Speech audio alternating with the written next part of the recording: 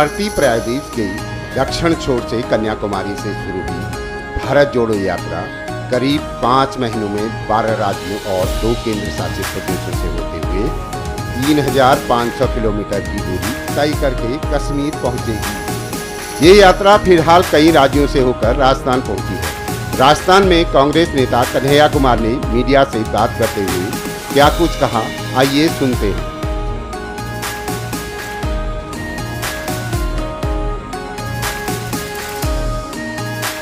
हम भारत जोड़ो यात्रा की तरफ से सभी यात्रियों की तरफ से, भारत यात्री, अतिथि यात्री, इंटर स्टेट यात्री, सिविल सोसाइटी के लोग और ऐसे भी बहुत सारे व्यक्ति हैं जो इस यात्रा में चल रहे हैं, जिनके पास किसी कैटेगरी का कोई पास नहीं है, लेकिन हौसला है चलने का और एक उम्मीद उनको भारत जोड़ो यात्रा में दिखती है।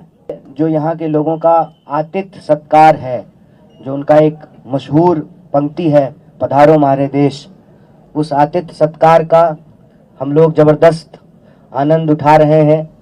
और भारी संख्या में जब से यात्रा राजस्थान प्रवेश की है, लोग यात्रा से जुड़ रहे हैं और खास करके मैं उन लोगों के प्रति बहुत आभार व्यक्त करना चाहता हूं, जिन जिलों में हमारी यात्रा नहीं जा रही है, वहां से बड़े पैमाने पे लोग 400-400 किलोमीटर, 500-500 किलोमीटर चल करके आए हैं।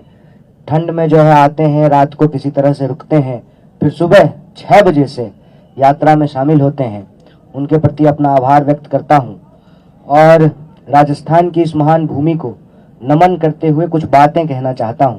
यह जो भारत जोड़ो यात्रा है वो डॉक्टर बाबा साहब भीमराव अंबेडकर के विचारों से जुड़ा हुआ है, क्योंकि कहीं ना कहीं आपने सुना होगा, आपने यह बात नोट की होगी कि हम लोग कह रहे हैं कि इस देश में हिंदू मुसलमान की नहीं, संविधान की बात होगी।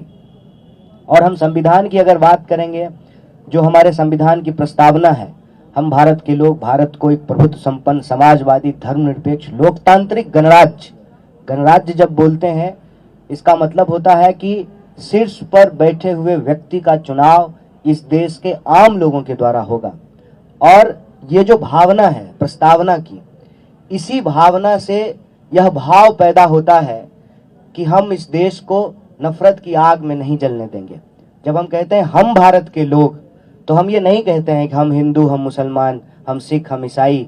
हम भारत के लोग मतलब हम सभी भारतीय जो इस भूभाग पे पैदा हुए हैं, कन्याकुमारी से लेकर के कश्मीर तक, अरुणाचल से लेकर के गुजरात तक, इस भूभाग पे रहने वाले सारे लोग मिलजुल करके समानता के अधिकार के साथ अपने दायित्वों, कर्तव्यों और अधिकारों का इस्तेमाल करते हुए हम देश को बेहतर बनाएं। यह जो संविधान का भाव है, उस भाव को यह भारत जोड़ो यात्रा लेकर के चल रहा है। और हमारे देश के लोगों के जो बुनियादी सवाल हैं, क्योंकि देश हमेशा देश के लोगों से बनता है, इसीलिए लोगों के जो सवाल हैं वही देश के सवाल हैं। ऐसा नहीं हो सकता है कि लोग के सवाल अलग होंगे और देश का सवाल अलग होगा। अगर देश के लोग महंगाई से परेशान हैं तो यही देश का भी सवाल है। अगर देश के लोग बेकारी से परेशान हैं तो यही देश का भी सवाल है। इन भावों को लेकर यह भारत जोड़ो यात्रा चल रहा है। तो आज यह बहुत महत्वपूर्ण दिन है भारत जोड़ो यात्रा के लिए, और इसीलिए इस मंच से हम लोग श्रद्धांजलि व्यक्त कर रहे हैं भारत रत्न डॉक्टर बाबा साहब भीमराव अंबेडकर को। भारत जोड़ो यात्रा के दौरान की जाने वाली बातों का जब आप बातचीत करते हैं तो इसके कई संदर्भ होते हैं। लोग आते हैं, हमने जैसा कि आपको कहा कि भारत जोड़ो यात्रा के मूल उद्देश्यों में से एक उद्देश्य ये भी है कि हम अपने मन की बात सिर्फ नहीं करना चाहते हैं, हम लोगों के मन की बात सुनना चाहते हैं। तो जब आप लोगों से बातचीत करते हैं, चर्चा करते हैं, तो जो देश में चीजें चल रही है उसके बारे में लोग बात करते हैं, आप भी उसको रिस्पॉन्ड करते हैं। लेकिन आप मुझे बताइए कि क्या ये भारत जोड़ो यात्रा का मूल उद्देश्य है? अगर ऐसा होता तो कितने पोस्टर लगे हुए हैं मुझे बता दीजिए, कितने जो है हमने पैम्फलेट लिखे हैं, कितना हमने प्रेस कॉन्फ्रेंस किया है, कितने जो हमने पर्चे निकाले हैं जिसमें हम इस पे बात कर रहे हैं। देखिए, हम इस तरह की चर्चा से ऐसा नहीं है कि भाग रहे हैं या हम करना नहीं चाहते हैं। चर्चा लोग कर रहे हैं तो हम उस चर्चे में शामिल भी होते हैं, अपनी भी बात रखते हैं, लोगों की भी सुनते हैं। ये एक बात है।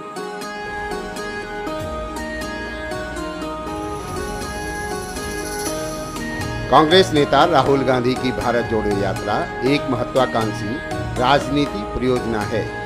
इससे एक नेता के रूप में उनकी स्वीकार्यता की परीक्षा होगी और देश के मिजाज का पता चलेगा।